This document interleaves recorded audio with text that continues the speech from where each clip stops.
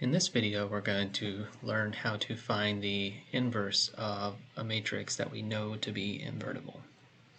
So to start with, let's suppose we have a linear transformation from R3 to R3 that we know has an inverse map, T inverse. So the basic idea is if I want to write down the standard matrix for T inverse, I need to know what T inverse of E1 is. That would give me the first column. T inverse of E2, our second basis vector, would give us the second column, and T inverse of E3 will give us the third column. So I don't know what these are. I'm just going to give them names for the moment, V1, V2, and V3. Whatever those are, those will give me the three columns of our matrix. But note that saying that T inverse of E1 is equal to V1, what T inverse does is it's going to send E1 back where it came from. So what that tells us is that T of V1 had to be E1. We want to know where E1 came from to send it back to. And same thing, T of V2 needs to be E2. And T of V3 needs to be E3. So that's the idea in principle. So let's look at an example with an actual concrete matrix, and we'll see how this works. So let's suppose we have the map given by the matrix A, 1, 2, 1, 2, 5, 1, and negative 2, negative 5, 0. All right, so if we want to figure out what V1 is, we need to figure out what A maps to E1. So we kind of want to solve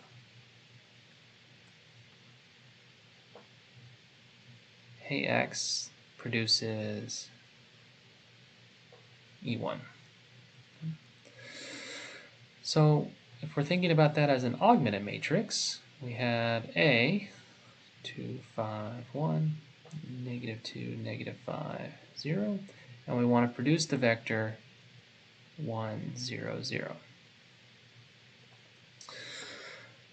And as usual, we're solving this system, so we'll compute the reduced row echelon form. And we produce the matrix 1, 0, 0, 0, 1, 0, 0, 0, 1. And we have 5, negative 2, 0. So note that the left side here, to the left of our augmented bar, better be the identity matrix, because the left side here is just the row reduced form of A. And so this simpler system here is telling us that the first component is 5, the second component is 2, and the last component is 0. So now we know that T inverse of E1, that thing we were calling V1 before, is the vector 5, negative 2, 0. All right. So that's going to be the first column of A inverse. So maybe I will change colors and write that up here.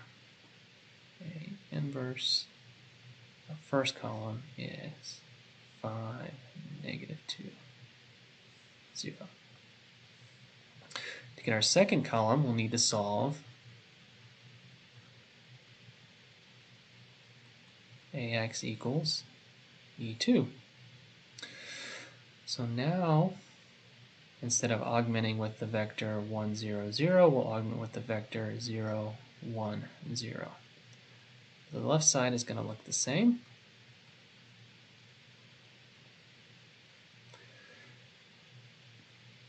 So we'll compute our reduced row echelon form. And not surprisingly, to the left of the augmented bar, we get the identity matrix again. And now we produce the vector negative 5, negative 2, 1. So this tells us that that vector V2 we were looking for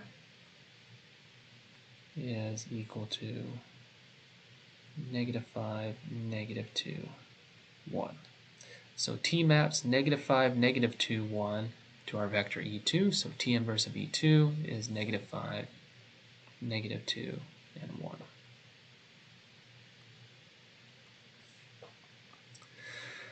And finally, we'll do the same thing for our last basis vector. We want to solve AX equals E3.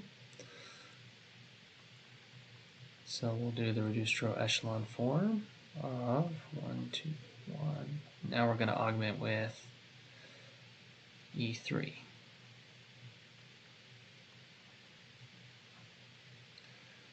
So once again, type that in calculator.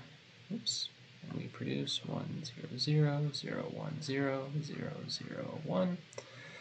And this gets augmented with -3, 1, 1. This tells us that T of the vector -3, 1, 1 produced the vector 0, 0, 1, which is equivalent to saying that T inverse of E3, 0, 0, 1 is -3, 1, 1. So that's our third column of A inverse.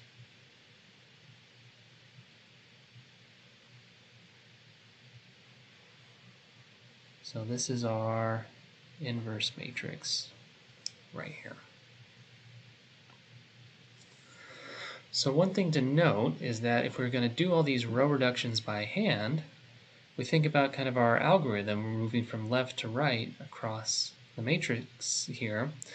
We're going to do the same moves in all of these 3 different row reductions we did. And what's happening to the right of the augmented bar is just keeping track of what those moves are. So you can save yourself a little bit of punching in the calculator here if instead you look at the matrix, write down A, so 1, 2, 1, 2, 5, 1, and -2, -5, 0. And you can go ahead and augment with all 3 of these at the same time.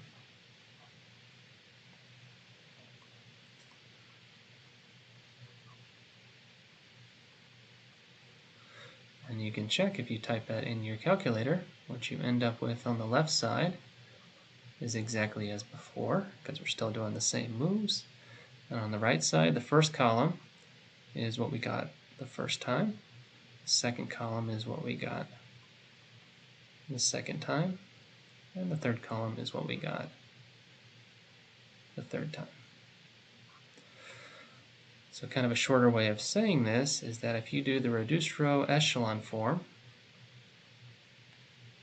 of your matrix A augmented with the identity matrix, you're going to produce the identity matrix augmented with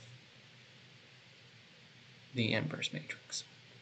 So you can use this to save yourself a little bit of time typing this into your calculator. You really only have to type one thing in here instead of doing 3 different matrices.